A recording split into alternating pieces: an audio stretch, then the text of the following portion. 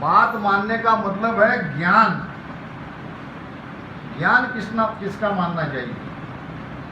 शास्त्र में बात आती है गुरु चाहिए श्रोत्रिय ब्रह्मनिष्ठम, श्रोत्रिय ब्रह्मनिष्ठम। अब श्रोत्रिय क्या है? समझाने जैसा उनके पास ज्ञान चाहिए, इसको कहते हैं श्रोत्रिय। और दूसरी है ब्रह्म में निष्ठा, निष्ठा उसकी पक्की चाहिए, यानी वो ध्यानी चाहिए। अब यहाँ ज्ञान कम हुआ तो भी चलता, मगर वो ध्यानी चाहिए, उनको भीतर के कमलों का भेद चाहिए। शब्द कैसे जगता है, शब्द के साथ में सुरती कैसी लगती है, और उनकी सुरती शब्द के साथ लगी हुई चाहिए। उनकी सुरती ही संसार में है, और वो हमको गुरु बन के आके अगर ज्ञान दे रहे हैं तो ज्ञान नहीं लगेगा। लड़का गुरु मड़का चेला, गुरु लड़का नको आणि चेला मड़का नको। मड़का ना कच्चा आणि लड़का ना गुरु। तो वो देश कहाँ है उसकी खोज में है, गुरु के अंदर शब्द नहीं जगा है, गुरु तो इसके लिए रो रहा है। अब गुरु लड़का और चेला मड़का। मराठी में कहते हैं टोपलीत नहीं काही दडपून वाढ बाई। परोसने में जाते ना, अब अंदर में तो कुछ नहीं है, और कहते उधर से परोसो परोसो। अब क्या परोसेगी, अंदर है ही नहीं तो क्या परोसेगी। कि किशनदास जी महाराज दरियाजी महाराज के शिष्य थे टाँक लागे। वो कहते हैं गुरु की सुनी आत्मा सचावे निज नाम। किशन दास कैसे बने धनी बिहूना गाम। यह है शिष्य, अब इसको जाना है मोक्ष में। अब ये गया गुरु के पास, ये बड़े महात्मा बैठे हैं। अब महाराज कह रहे कि गुरु की सुनी आत्मा, इन्होंने परमात्मा को जाना ही नहीं, इनके भीतर शब्द है ही नहीं। अब ये गया उनकी शरण में, कहने लगा महाराज मेरे अंदर शब्द जगाओ। तो ये जगा सकेगा? नहीं जगाए। निज नाव सुसूण निज नाव पावे। एक जला हुआ दीपक ही दूसरे का जीवन का अंधकार मिटा सकता है। बुझे हुए दीपक से रोशनी नहीं मिलेगी और हम कभी नहीं जलेंगे। गुरु की सुनी आत्मा शिष्य चावे निज नाम। अब इसने कितना भी निजमन दिया, कितना भी समर्पण किया, यहाँ वो चीज है ही नहीं तो वो क्या विचार करेंगे। किशन दास कैसे बने धनी बिहूना गांव। गांव तो है, गांव तो दिख रहा है मगर ओसाड़ है, कोई रहने वाला नहीं है। उस गांव में कौन रहेगा? कोई नहीं रहेगा। तो इसलिए हमको संसार में भक्ति में रहना है तो समझ सोच कर रहना है, और भक्ति में गाढ़ा रहना है, और भेदी का ही ज्ञान धारण करना है। कहते हैं कि कोई एक राजा था। भेदी के बारे में थोड़ा बता दूं, फिर आगे विषय पे जाएंगे। राजा का एक प्रधान था, बहुत होशियार। लगभग सारा राज कारभार ये प्रधान के भरोसे ही चलता था। राजा का विश्वासु था, मगर किसी बात पे ये प्रधान के हाथ से कोई गुनाह हो गया। मनुष्य गलती तो होती है। तो राजा के मुख में देह दंड की सजा देने की बात आई। अब उस जमाने में कोई कोर्ट नहीं था, देहदंड यानी मृत्यु दंड की सजा प्रधान को देने की बात आई, मगर देते देते वो रुक गए। उसने देखा कि प्रधान बड़ा ईमानदार था, बड़ा अच्छा था, मगर उसने गुनाह किया, वो सजा तो देनी है, मगर अब ये प्राण दंड नहीं देंगे। उसको सजा दी गई एक टावर पे। टावर समझते हो, कुतुब मीनार के जैसा, यहाँ सीढ़ियाँ है, यहाँ महल है, फिर सीढ़ियाँ है, फिर ऐसे टावर पे, यहाँ पे उसको जाके चढ़ा दो और नीचे उतरने के सारे रास्ते बंद कर दो। जहाँ जहाँ नीचे उतरने की सीढ़ियाँ है वहाँ पे ताला लगा दो। अब ये 400-500 फुट ये जो टावर था, वो टावर पे उसको रख दिया। उद्देश्य था कि वहाँ न भोजन मिलेगा, न पानी मिलेगा, और वो अपने आप मर जाएगा, हमको मारना नहीं पड़ेगा। मगर प्रधान भेदी था, इतने बड़े ऊंचे टावर से भी नीचे उतरना वो जानता था। उसके परिवार के सारे लोग दुखी हो गए, चिंता में पड़ गए। सबको कहा कि रात होने के बाद मेरे पास आओ, अभी हम बात नहीं कर सकेंगे, जोर से बोलना पड़ेगा और लोग सुन लेंगे। सब सोने के बाद मेरे पास आओ और बिल्कुल रो मत, मैं कल नीचे उतर जाऊंगा। क्योंकि वो भेदी था। भेदी बिना बात मति मानो, सभी फिरत है आड़ा। आड़ा यानी हमारे भक्ति के आड़े आते हैं, हमारे मोक्ष के रास्ते को आड़ा देते हैं। ये अभेदी, जिनको भेद नहीं है, जिनके भीतर में भीतर का ज्ञान नहीं है। तो इसने रात में अपने परिवार वालों से कहा, ये कीड़ा रहता है ऐसा बड़ा सा, उस कीड़े को नाक को गंध लगाओ और उसको नीचे से छोड़ दो। ये यहाँ कीड़ा, अब गंध लगाने से ये ऊपर चढ़ेगा। अब इसके पैर को रेशम का धागा बांधो। क्या बांधो? बहुत लंबा, और रेशम के धागे पर रस्सी, और रस्सी के बाद बड़ी रस्सी, धान हमारी। अब एक कीड़े को ऐसे नाक में गंध लगाया, ये ऊपर चढ़ने लगा, वैसे रेशम का धागा भी चढ़ने लगा। यहाँ तक कीड़ा आ गया। अब वो प्रधान ने कीड़े को पकड़ लिया, उस धागे को पकड़ लिया, कीड़े को मुक्त कर दिया। अब धागे को खींचा तो फिर रस्सी हाथ में आ गई, और रस्सी के बाद ये बड़ी रस्सी हाथ में आ गई, और वहां उसने बांध के नीचे उतर गया। क्योंकि वो भेदी था, वो अकलवान था। तो मोक्ष के रास्ते में भोलेपन से काम नहीं जमेगा। भेदी बिना बात मति मानो, सब ही फिरत है आड़ा।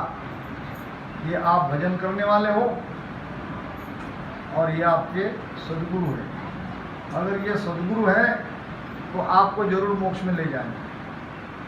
अगर ये सदगुरु नहीं है तो मोक्ष के रास्ते से ये बीच में आड़े आ गए, इनका ज्ञान आड़े आ गया। आपो खोज आप नहीं चीनिया, जब लग माया पूजे मेरे राम, जब लग माया पूजे। बंक नाल होया उलट न चढ़िया, बंक नाल होए उलट न चढ़िया, तब लगना वन सूझे। साधु भाई समझ सोच रहो गाना। आपो खोज, आपो नाम स्वयं, आपो नाम स्वयं हमको आपो खोज, हमको, हमें खोजना है। हम कौन है? हम कौन है? सबसे बड़ा प्रश्न यही है। किसी को भी पूछेंगे तो क्या कहेगा? अपने शरीर के नाम से अपना परिचय देगा। क्या कहेगा? मेरा नाम मयूर है। मयूर कहाँ तक है? जब तक शरीर है तब तक। शरीर जाने के बाद भी तो मयूर है। वो मयूर कौन है? इस शरीर के अंदर जो बैठा है वो कौन है? उसको खोजना है। आपो खोज आप नहीं चीनिया। हमें हमारी ही पहचान नहीं हो रही है। हम सबको पहचान रहे हैं। हम हमारे माता पिता को पहचानते हैं। जन्म आते ही 2 महीने में बच्चा अपनी माँ को पहचान लेता है। माँ की तरफ हंसता है, इशारा करता है, उसके सामने रोता है। हम सबको पहचान रहे हैं। पहचानने की बुद्धि हमारे अंदर है, मगर स्वयं को भूले हैं। कहते हैं 10 व्यक्ति किसी गांव में जा रहे थे। कोई गुजर गया था, उसके कार्यक्रम में बीच रास्ते में थी नदी। अब नदी में काफी गहरा पानी था। पुराने जमाने की बात है, वहां पे नाव उपलब्ध नहीं थी।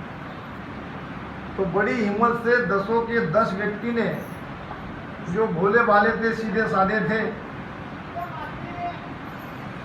नदी को चलते चलते पार करके इस तट पे आ गए। यहाँ पे सब आ गए। अब उनको लगा कि कहीं हमारा एक आधा कोई भूल तो नहीं गया है। तो उन्होंने गिनती करी। अब ये गिनने वाला यहाँ बैठा, ये कह रहा 1 2 3 4 5 6 7 8 9। गिनती क्या कर रहा है? अरे हम तो 10 थे। बार बार गिन रहा है वो। 1 2 3 4 5 6 7 8 9। फिर दूसरों ने कहा तुम गिनती भूल गए हो, तुम यहाँ मेरी जगह, मैं गिनता हूँ। अब ये यहाँ आया और ये यहाँ चला गया। गिनती करी तो वो बढ़ गए 9। अब ये सबके सब रोने लगे। हमारा एक आदमी नदी में ही रह गया। हम 10 आए थे, हम 9 ही बढ़ रहे। सबने गिना, स्वयं को छोड़ दिया, बाकी को गिनने लगे। आंकड़ा आने लगा 9। अब इतनी देर में कोई दूसरा व्यक्ति आया और उनको रोने का कारण पूछा तो कहने लगे कि भाई हमारा एक आदमी नदी में बह के चला गया। कितने लोग आए थे? 10। तो उसने लगा 10 तो तुम हो। नहीं नहीं नहीं नहीं, हम तो, हमारा एक चला गया, हमने सभी ने गिन के देख लिया। ऐसा? चलो मैं एक बार गिनती करता हूँ। जिसके ऊपर मैं डंडा मारूंगा उसने कहना एक छोटा सा डंडा हाथ में लिया और एक के सिर पे मारा। 1 2 3। अब ये भी यहीं बैठा था। अब सबको उसने डंडे मार मार के 10 तक गिनवा दिया। और गिनो, कितनी भी बार गिना तो भी 10 के 10 आ गए। वो कहने लगा है हमारा आदमी, मगर हमारी गिनती में क्यों नहीं आ रहा? तो वो कहने लगा आप स्वयं को गिन ही नहीं रहे थे, आप दूसरे को ही गिन रहे थे। जब तक हम अपने आप को नहीं जानेंगे, भक्ति बेकार। मुझे कोई भी भक्ति करो, जब लग स्वरूप न चीने कोई, तब लग सुखिया हुए नहीं कोई। भक्ति करने का कारण ही वही है, हम स्वयं को जानना। कि कौन है? जरा सोचो। ये आँख से देख रहा है, कान से सुन रहा है, मुख से बोल रहा है, वो हाथ को हिला रहा है, पैर को चला रहा है। समय लगने पर उसको भूख लग रही है, उसको नींद लग रही है, अपने बेटे बेटी से प्रेम करता है, माता पिता की सेवा करता है। ये है कौन अंदर में? ये कौन है? शरीर तो नहीं है। अगर शरीर रहता हो तो मृत होने के बाद शरीर को कोई जलाते नहीं। शरीर के द्वारा वो जरूर कर रहा है, वो शरीर नहीं है, मगर शरीर के भीतर में है। वो जब तक शरीर में है तब तक शरीर जीवित है। पूर्ण है रे बाबा, पूर्ण है रे बाबा, पूर्ण है, पूर्ण है, पूर्ण है वो। तीन लोक में राज रह्यो है, ऐसी वहाँ की धूड़ है वो। तीन लोक में राज रह्यो है, ऐसी वहाँ की धूड़ है वो राम, ऐसी वहाँ की धूड़ है वो। पूर्ण है बाबा, पूर्ण है रे बाबा, पूर्ण है, पूर्ण है, पूर्ण है। कौन है वो जो तीन लोक में रचमच है? उसको ही खोजना है। कोई कहे वो जीव बिचारो, कोई कहे वो साई है, कोई कहे वो जीव बिचारो, कोई कहे वो साई हो, कोई कहे तो ब्रह्म आप है, पूर रह्यो जग माई हो। कोई कहे हो ब्रह्म आप है, पूर रह्यो जग माई हो राम, पूर रह्यो जग माई हो। गुण रे बाबा, गुण रे बाबा, गुण है, गुण है, गुण है।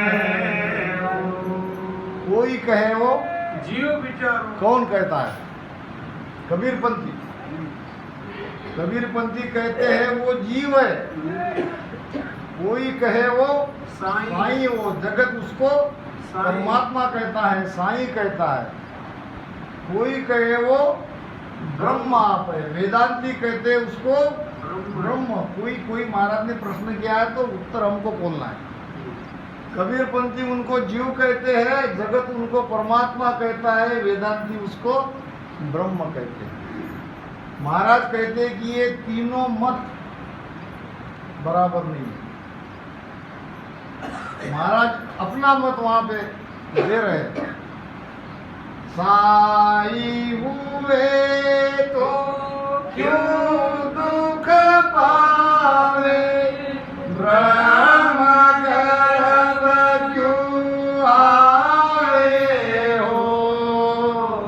साई हुए तो क्यों दुख पावे, ब्रह्म गर्भ क्यों आए हो।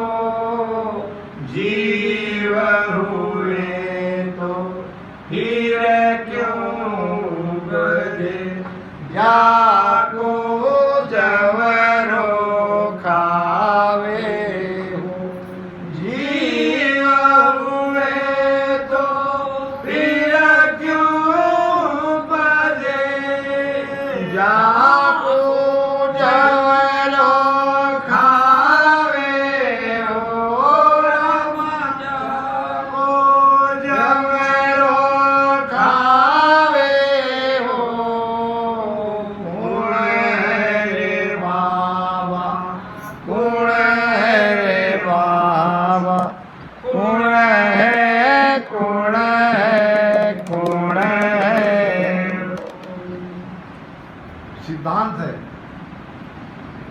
साई वे तो क्यों दुख हुआ?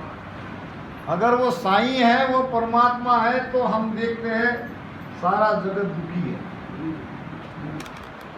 तो भगवान दुखी कैसे, परमात्मा दुखी कैसे? ये महाराज अपना मत दे रहे हैं, ये सिद्धांत की बात कर रहे हैं। साई वे तो क्यों दुख पावे, ब्रह्म गर्भ क्यों आवे हो। गर्भ में आने वाली तो माया है, संतो माया आवे जाए।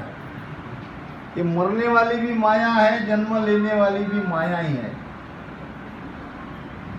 ब्रह्म न मरता है, न ब्रह्म का जन्म होता है।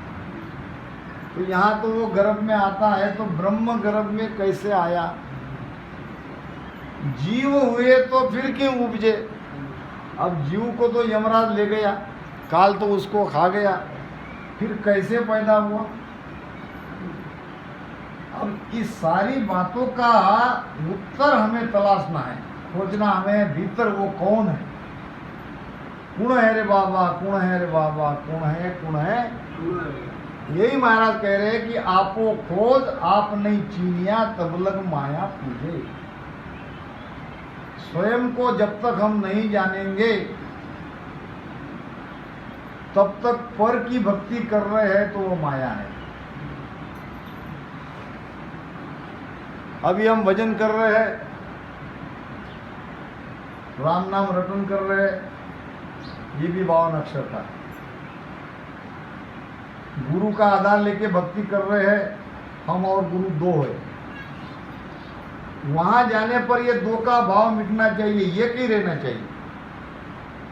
ऐसी जगह हम जाएंगे जहां हम आत्मा के उस दिव्य प्रकाश की अनुभूति करेंगे, तो वहां हम ही हम रहेंगे, कोई दूसरा नहीं है। अब ये आपो खोज आप नहीं चीनिया, तब लग माया पूजे। बंक नाल होए उलट न चलिया। जब तक आपकी बंकनाल नहीं खुलेगी और बंकनाल के रास्ते से उलटकर ऊपर नहीं चढ़ोगे, तब तक नावन सूझे। वो नाम क्या है, नाम का पराक्रम क्या है, वो समझ में नहीं आएगा। समझ में तो तब आएगा जब आपकी बंकनाल खुलेगी। बंकनाल यानी सुषुम्ना। संस्कृत में इसको सुषुम्ना कहते हैं, अंग्रेजी में कैनल ऑफ स्ट्रिंग। रीढ़ की हड्डी के भीतर से मूलाधार से सहस्त्रार तक, यानी 10वें द्वार तक एक नाड़ी गई है। ये रीढ़ की हड्डी के भीतर से, उसको कहते हैं सुषुम्ना। अब ये मूलाधार कहाँ है? मूलाधार यानी गुदा और ब्रह्मस्थान, यहाँ 4 उंगल जगह है, देख लेना कभी। इस बीच के पॉइंट में ये सुषुम्ना का मुख है। ये हमारी रीढ़ की हड्डी की, यहाँ पे इसका द्वार बंद है। वहाँ शेषनाग बैठा है, जिसको कुंडलनी या नागिन कहते हैं।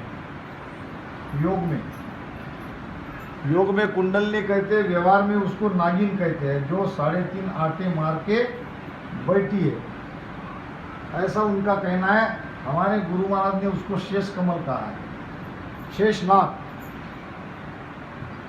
शेषनाग के आधार पर यह सृष्टि है, तो इसी प्रकार ये भीतर के शेषनाग के आधार पर ये रीढ़ की हड्डी है, और रीढ़ की हड्डी के आधार से सारा शरीर खड़ा है।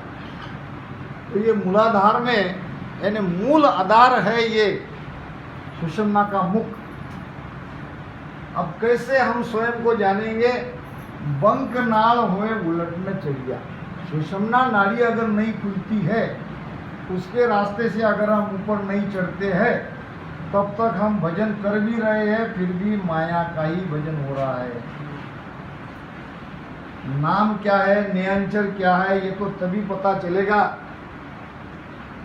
जब दिन ब दिन आपका भजन ऊपर जाता जाएगा। आपके अनुभव में हर महीने, 2 महीने में, 3 महीने में बदलाव होगा।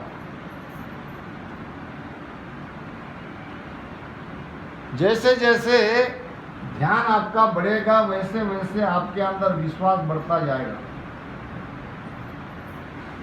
यानी भजन में बैठना है ये कोई कहेगा ही नहीं, अपने आप बैठोगे। कारण आपके अंदर शब्द का विश्वास आएगा। सत्शब्द जो है वो जागरूक होने पर क्या होता है इसका प्रमाण आपको भीतर में मिलेगा। दो बातें महाराज ने सत्शब्द के प्रमाण के लिए बताई है, मैं आपको बता दूं। एक है सुख राम लगे जो हाथ में हाथ लगाए। हाथ में हाथ लखाना, हाथ में हाथ लगा। सुखराम शब्द बोलो आगे। हाथ में हाथ रे यूं शब्द लखायो माय। जैसे अंधेरे में दो व्यक्ति है और एक में को देख नहीं रहे मगर हाथ का स्पर्श हो गया तो क्या कहोगे? कोई दूसरा व्यक्ति है।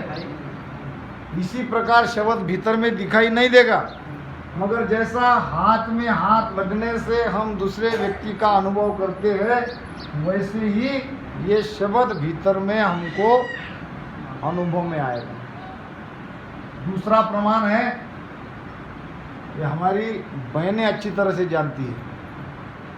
दिन रात अड़ियो यूं गर्भ तैसो। गर्भ में जब बच्चा ठहर जाता है तो उसका पता माता को चलता है।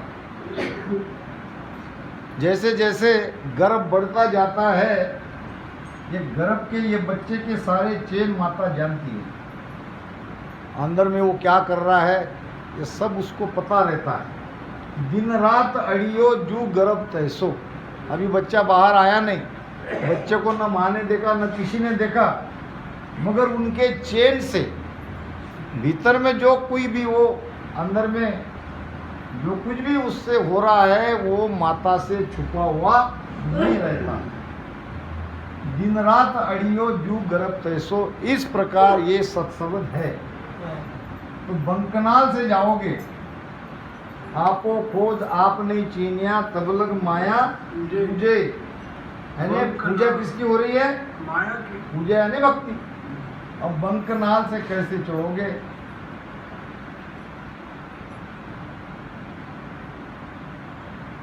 यहाँ से है सुषुम्ना का रास्ता, ये अपना ब्रह्मस्थान और ये गुदा द्वार। ये बीच रास्ते से जब यहाँ शब्द जो है यानी सांस उसास में जो यहाँ पे पवन वायु ये पेट में इकट्ठा होता है।